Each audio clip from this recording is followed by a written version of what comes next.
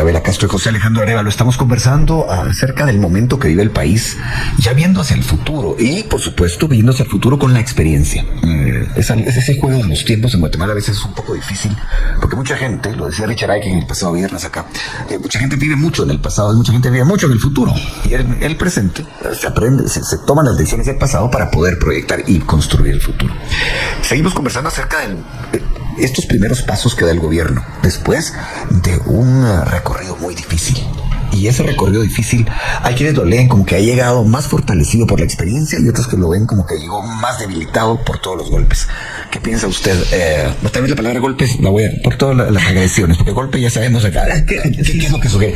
Castro. Yo en algún momento sentí agotados en ese momento candidatos a la presidencia y a la vicepresidencia. Los sentí agotados, pero los primeros gestos de ambos, tanto en la madrugada como el día de ayer, creo que han sido gestos que tienen implicaciones importantes en lo que va a ser su política de gobierno. Acercarse a la gente desde el Palacio Nacional, digamos, el nombramiento de, digamos, la toma del cargo de jefe del ejército para el presidente. Todo eso son gestos importantes para los guatemaltecos, gestos buenos, los tengo que aplaudir, que indican que van a ser personas que respetan la institucionalidad, pero que quieren ver un país, digamos, bastante más incluyente, con una visión, digamos, un poco de futuro. Espero que sean cuidadosos en sus cambios, porque a veces uno puede hacer un detonante sin quererlo. O sea, que algo mínimo se vuelve enorme. Así es, tendrán que buscar consensos. A veces esa búsqueda de consenso significa que los otros no van a estar de acuerdo, pero uno tiene que hacer el acercamiento aún con el que está en la verdadera oposición. Tiene que acercarse a escuchar por qué está en esa verdadera oposición. Le voy a poner un ejemplo. A mí me criticó mucho mi partido. Nosotros teníamos mayoría simple el día que fui nombrada presidenta del Congreso en el segundo año de gobierno de Álvaro Arzó. Y me criticaron porque bajándome del podium, digamos, me fui a visitar a la oposición más grande, que en ese momento era el FRG. Y lo que fui a decirles es, yo sé que tengo mayoría simple, pero yo quiero contar con la discusión y los puntos de vista de ustedes en todas las discusiones de la ley. Porque nosotros, el jefe de bloque no era para establecer nada más agendas, no, era para discutir las leyes, para leerlas y discutirlas. Si ellos en algún momento tenían una estrategia de retrasar, por ejemplo, meses. Nos duró muchísimo, pero nosotros sí buscábamos el escuchar a la oposición y el poder incorporar cosas interesantes en la estructura, digamos, de una nueva ley. Entonces, creo que el hecho que uno tenga el poder, uno tiene que estar muy claro que es un poder momentáneo en primer lugar y que uno tiene que hacer lo mejor posible con ese poder que está delegado, pero eso no quiere decir imponer, es poder escuchar a las otras personas que integran ya sea un ministerio o que integran el Congreso de la República. Bueno, hablando un poco de todo, lo primero que ha ocurrido luego de conocido el gabinete, esto se vio hace aproximadamente una semana, circulan una serie de críticas en redes sociales y Anaíta Guardado decide poner a disposición su cargo, para ser exacto, renunciar a ser ministra de Energía y Minas. ¿Cómo ve usted la actuación ahí del presidente Arévalo? ¿Debió de haberla respaldado o acatar lo que ella estaba ahí plasmando en su carta? ¿Cómo lo ve el licenciado Arévalo? Bueno, a mí me parece que todavía era tiempo para tomar una decisión de sustituir a alguien porque todavía no eran ministros. Por otro lado, uno esperaría que el presidente tome una decisión basada en un análisis concienzudo de los candidatos y que una vez tomada su decisión tenía que haberla respaldado. Entonces, el mensaje puede ser un poco complicado, porque probablemente para los que empezaron a través de las redes sociales a objetar ese nombramiento pueden entender que el nuevo presidente escucha y actúa en función de lo que escucha. Pero para otros pueden considerar que el presidente no tiene un criterio definido y que en función de lo que digan los memes y las redes sociales y lo que aparezca en los tweets, va a terminar siendo decisiones tan importantes como definir un ministro. Entonces yo creo que hay de los dos sabores para interpretar eso que sucedió. Ahí creo que eso le va a pasar a cualquier presidente, le va a tocar tomar decisiones difíciles. Y esas decisiones, cuando se equivoque, yo siempre he dicho, el presidente Lagos, que lo conocí personalmente, entró como con 51%, 52% de reconocimiento del público cuando ganó. Cuando se retiró, salió mejor. Era 89%. Vino acá en la Landívar, que ahí he estado en la Landívar toda mi vida, y platiqué con él. Y entonces una cosa que yo le pregunté cómo hacía un presidente para que el desgaste natural del ejercicio del poder no le hubiera afectado. Me dijo, sí me afectaba, me dijo, pero yo establecí como un patrón lo que yo soy, ser auténtico. Segundo, hablar siempre con la verdad, por dura que sea. Y eso significa ser franco con el pueblo. Cuando haya problemas, el pueblo debe saber, porque yo estoy trabajando para él. Y tercero, tengo que demostrar que soy el líder que puede resolver los problemas que estamos afrontando, y por eso tengo la humildad de reconocer, pero sobre todo de solicitar el apoyo del pueblo. Y eso me llevó a tener ese nivel. Él fue el primer presidente después de los gobiernos de Pinochet, ¿verdad? Entonces, yo lo que quiero decir es que nadie puede decirle a un presidente cómo ejercer la presidencia, ¿verdad? Uno lo único que puede decir es tal vez experiencia. Además hay personalidades. Sí. Entonces, por eso cuando digo que tiene que ser auténtico de verdad, ¿verdad? Y eso lo valora mucho la gente. Todos creo que lo valoramos. Cuando uno está hablando con una persona que es como es en todos los tiempos, lo que dice, lo que piensa, lo que actúa. Lo que se ve es lo que hay. Y eso es lo que es. Ahora, respecto a... Y esos son símbolos, como decíamos antes, ¿verdad? A mí me gustó su discurso ayer entre los militares. Porque los militares, pues la formación, yo tengo muchos amigos militares, el presidente ya adoptó la seriedad y la certeza de que él es el comandante general del ejército, y les habló con mucha propiedad. Me gustó, yo también, ¿verdad? Porque dije, bueno, entonces ya está asumiendo, tampoco el presidente ha sido presidente, él está aprendiendo el puesto también, ¿verdad? No seamos así ingratos con que tampoco se vale que los ministros digan, yo no sé qué vengo a hacer aquí, ahorita voy a hacer el diagnóstico, tampoco, entonces eso tiene uno que saber que va a ir a hacer, va a ir mejorando en el tiempo. Pero termino otra vez diciendo lo siguiente: son 4 años, no se van a tragar todo en un año, tienen que priorizar, tienen que ver qué batallas vale la pena pelear, cuáles hay que postergar, digamos, hay que... Y un tema sobre el tráfico, yo voy a usar ese término, ¿verdad? Sobre todo con los diputados y los del partido.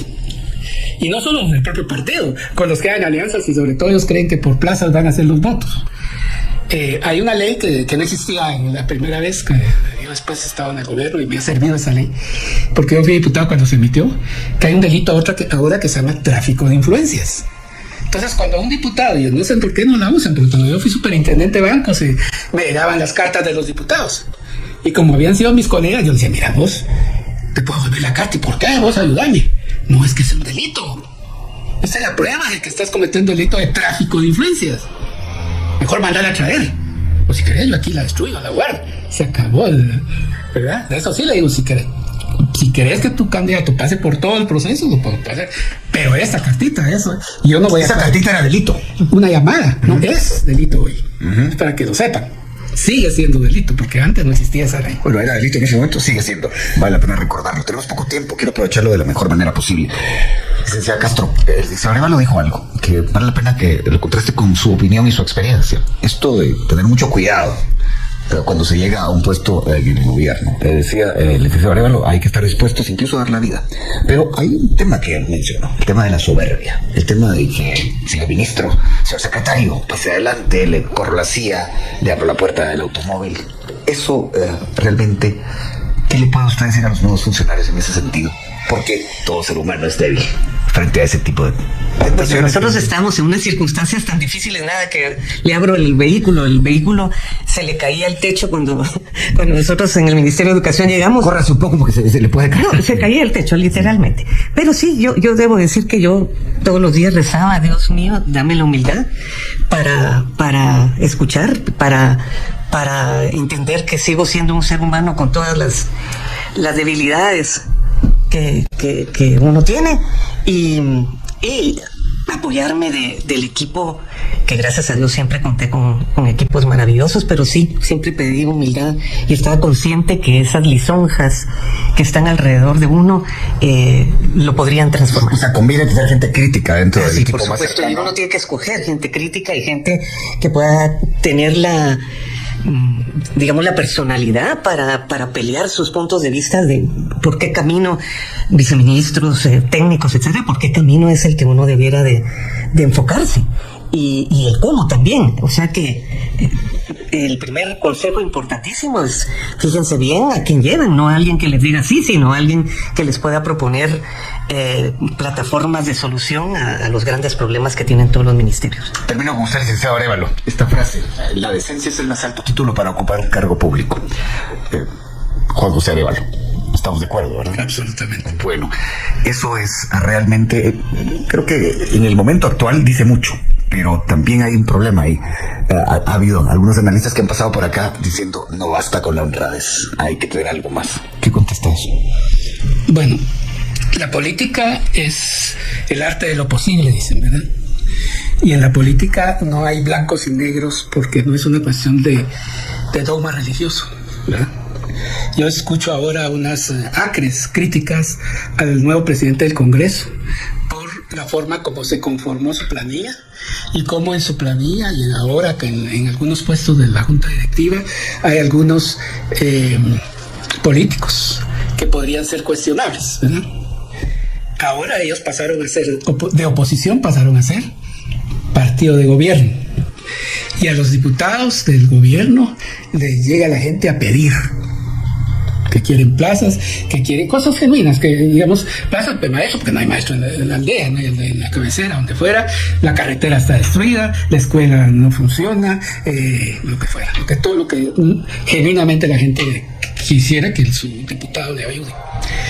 Pero la decencia hay que mantenerla, la honorabilidad, la honestidad, ¿verdad?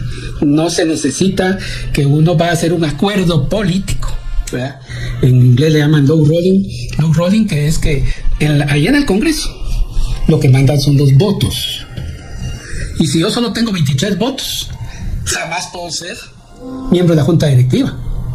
Tengo que llegar a acuerdos, pero deben ser acuerdos políticos, no espurios, no con billete bajo la mesa, no con un contrato de construcción bajo la mesa, no con plazas bajo la mesa, sino basados en, por ejemplo, yo escuché, ayer entrevistaban a uno de esos diputados que lo desaforaron de su partido por haber hecho esta alianza. Entonces él decía, y le preguntaba el entrevistador, bueno, ¿cómo fue que se hizo ese acuerdo? ¿Qué fue lo que consiguió? Entonces digo, mire, yo estoy de acuerdo con estas 4 o 5 leyes y las mencionó. Esos son los acuerdos políticos. Cuando se creó la Superintendencia de Administración Tributaria, que el partido que estaba en el gobierno tenía mayoría simple, pero para poder crear la SAT se necesitaba mayoría calificada, porque era crear una institución. Pero nosotros escuchamos a todos los diputados, ¿verdad? No solo, y una vez y otra vez, ¿verdad? El FRG, me acuerdo. Y estábamos el 22 de diciembre sentados trabajando. Sí, pero no es que a cambio de tu voto te voy a dar algo. Estábamos buscando la mejor ley posible para la supervivencia. Esa era parte de los acuerdos de paz. Y que los mencionó el presidente, y qué bueno que los mencionó, porque yo creo que hay que regresar en mucho.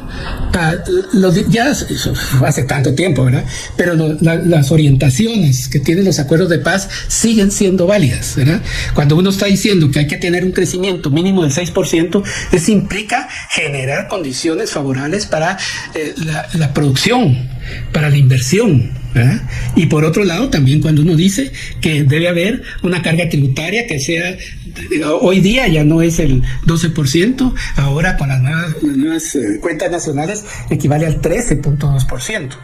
El gobierno anterior dijo que había llegado al 12, porque llegó al 12, pero ya no funciona igual. Pero es Una de las preguntas recurrentes en ese tiempo era, bueno, por fin se alcanzó lo que los acuerdos de paz habían previsto. Es la retórica política, pero con eso tampoco alcanza. Yo no estoy promoviendo mayores impuestos, pero que los que tienen que pagar impuestos los paguen correctamente, ni más, pero no menos. Pero no nos vayamos por allá, que es otro tema. El tema es que el Estado funcione. si el maestro da sus clases y forma al niño, si el enfermero o el médico atiende bien, si hay medicina en el hospital, si es un policía que no está corrompido y no está pidiendo coima, si es un diputado que no está... Todos, empezando desde la cabeza y los ministros, todos dando el ejemplo, porque no se puede exigir lo que uno no es. Y ese sería tal vez el cambio más importante que habrá, y esa es la docencia. Y eso sí, cuando algo que no es correcto, si no es correcto, no se va a volver correcto porque uno lo esconda, sigue siendo incorrecto. Y no se puede tolerar, digamos, no solo la corrupción, sino que no se puede tolerar cosas que no son éticamente correctas, ¿verdad? Que si se está violando la ética y la moral, sobre todo la ética, o la moral, hay tantas morales, pero la ética no se puede tolerar en un gobierno. Y yo me acuerdo en el gobierno donde yo fui ministro, pero trabajé con otros gobiernos, y había trabajado con un gobierno antes como superintendente. Uno no puede tolerar que haya doble estándar, ¿verdad? Por ejemplo, yo les prohibí, no les prohibí con el presidente, uno actúa en función del respaldo del presidente. No teníamos plata, ninguno podía viajar si no era turístico, ¿verdad? Y tenían que viajar de trabajo a Europa, son 11 horas de vuelo y entonces, y después me reclamaban a mí todos los ministros, ¿verdad? Pero el presidente decía en la reunión de gabinete, y yo tuve que ir a Miami, y te quiero aclarar que la línea aérea me hizo el upgrade, pero no gastamos plata, pero así. Y entonces el ejemplo es la mejor forma de educar a un pueblo sobre la transparencia y sobre la rendición de cuentas. Este es el reloj el que decide, no yo, porque por mi parte seguiría conversando con ustedes. Gracias a Arabela Castro y a José Alejandro Arevalo por haber estado hoy aquí en la primera hora, y me tomo 10 segundos para agradecerles también que durante todos estos meses, años se puede decir, de crisis que hemos tenido en cuanto a amenazas a la libertad de expresión, ustedes siempre siguieron contestando llamadas y viniendo aquí al programa. Y bien, hasta aquí el video de hoy.